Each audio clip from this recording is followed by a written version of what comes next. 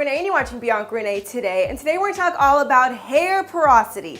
Hair porosity is one of those words that I've never heard of until I got really involved in this curly hair community. And turns out it's a pretty big deal. Hair porosity is how well your hair is able to absorb and hold moisture. So why do I need to know about porosity? Well, if you want to know what kind of hair products are going to work for your hair, you're going to have to understand your hair porosity. Or it's going to be frizzy, your choice. Porosity is usually determined by your genetics, but heat and chemical damage can increase the porosity and change your levels. With that being said, there are 3 different types of porosity levels. There's low, normal, and high. Normal porosity means your hair is just working out fine. You don't really notice any problems with it. It's just kind of doing its thing. It's normal. But I'm going to really focus on high and low today because that's where the problems lie.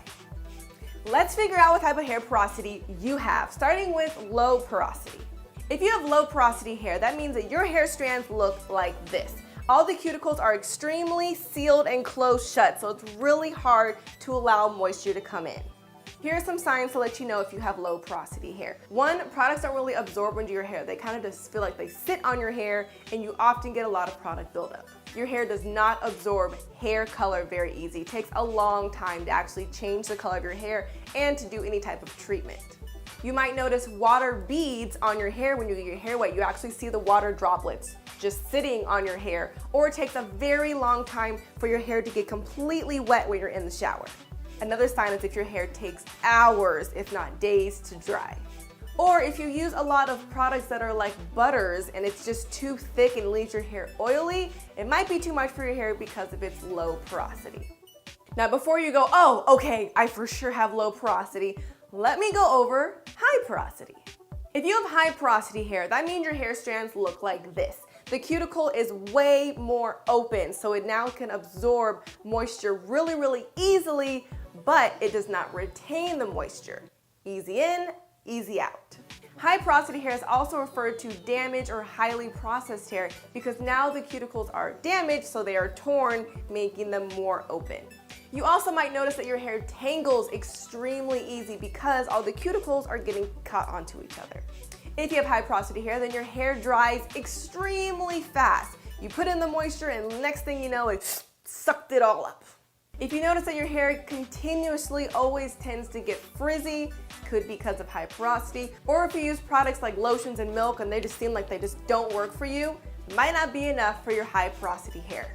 Low porosity hair is also known as protein sensitive hair, and high porosity hair actually likes the protein. So if you can use products with protein or do like a DIY wash using eggs, your hair will love it. Now with that being said, it still gets kind of tricky on trying to figure out what kind of porosity you have because you might be thinking, well, my hair does take a long time to dry, but it is often dry and frizzy, so what do I have? Well, there are a couple tests we can do.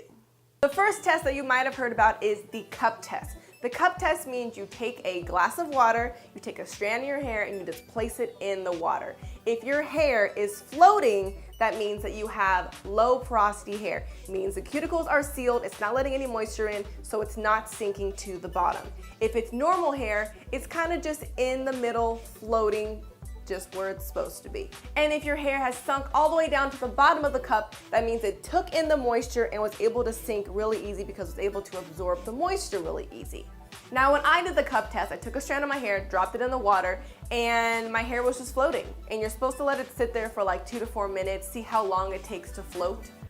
My cup's been sitting there for like 2 days and it still is floating. Guess my cuticles are extremely closed.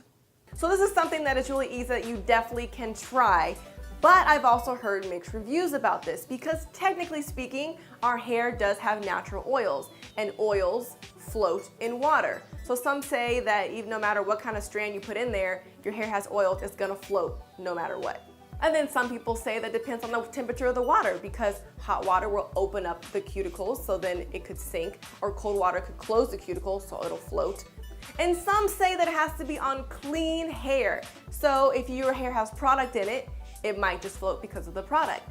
Another porosity test you could try is the spray test. If you get a water bottle with a spray top and you spray your hair, if you notice there are beads of water just sitting on your hair, then you have low porosity hair. It's not letting the moisture in, it's just kind of sitting there, and it's really hard to moisturize your curls. If you spray your hair and the water instantly absorbs, then your cuticles are open and just ready to take in the moisture, so you might have high porosity hair.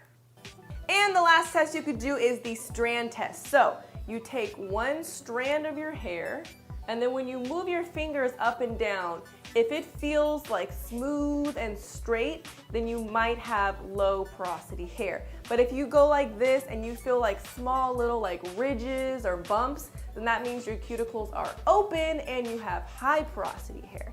So now that I've given you all this information, where does your hair lie? Does it seem like it's majority of the low porosity things or majority of the high porosity things? Which one is it? I literally want you to say it out loud right now. If you really said it out loud, you're cool. Alrighty, now if you said low porosity, let me tell you some tips to keep in mind that are very important when buying hair products for low porosity hair. First of all, when it comes to deep conditioning your hair, you can use some heat to open up the cuticles. This is why you see in a lot of deep conditioning products it says to use like a heat cap or let the product sit under a dryer for a little bit, because you need to open up your hair shafts. Now, it wasn't until I started watching a lot of YouTube videos that I noticed that some girls have hooded dryers just in their house. I'm like, ain't nobody got a hooded dryer just lying around, but apparently a lot of girls do. Another way to use heat without using like a blow dryer is to wash your hair with hot water. Then you're getting your cuticles to open up, and then you could also heat up your deep conditioning treatments before you put them on your hair. No, this does not mean to bring out the flat iron. Don't get crazy. Product-wise, it is important to use lighter products for low porosity hair. Our hair likes things like argan oil, almond oil, and grapeseed oil.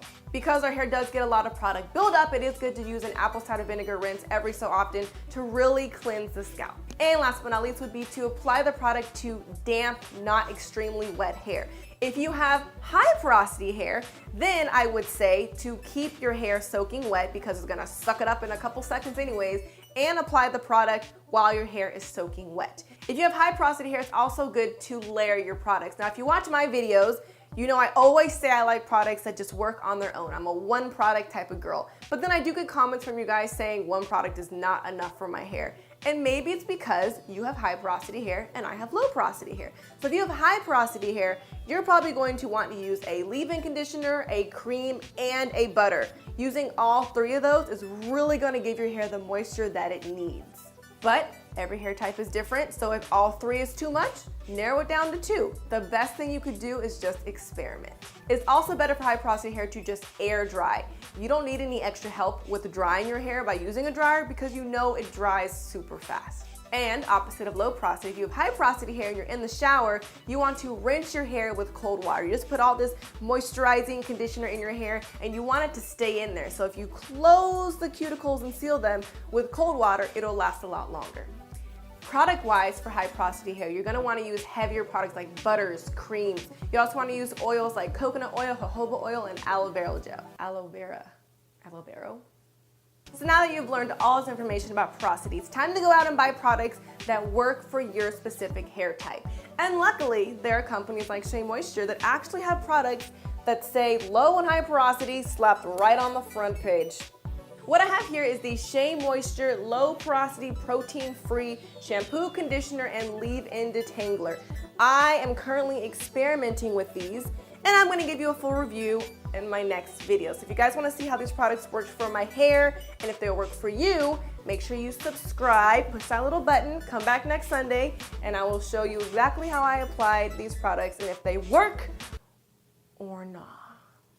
And if you follow me on Snapchat, you might have already seen me apply these products to my hair, because I give you guys all the exclusives in my Snap and on Instagram. So follow me at Ms. Bianca Renee, and I will see you guys next week.